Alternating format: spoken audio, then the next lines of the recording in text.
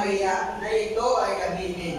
Dahil ito ang wika na nagmula sa aking kanan. Isang wika ng kapayapaan. Pagkamalaki natin ito, saan man tayo magpunta. Sapagkat ito ang wika na sadyang napakaganda. Mula na lamang ng mga isa na dinadayo ng mga turista. Kahit saan man pumunta, nakakarinig ng o at opo. Ito ang kahilan ng mga Pilipino'y marunong respeto. Marami din nagsasabi na tayo ay masayahing tao. At tayo din ay mababait at hospitable.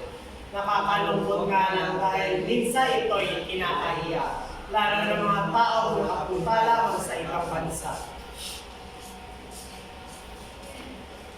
Ingles ng Ingles at sinasabi pang nakabadoy ang ating wika.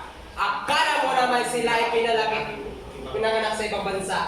Kaya sana ang wikang Pilipino ating alagaan. Huwag na huwag nating pababayaan. Tratuhin natin ito na parang kayamanan. Dahil kung may-ari ito ng Pilipinas, ating bayan.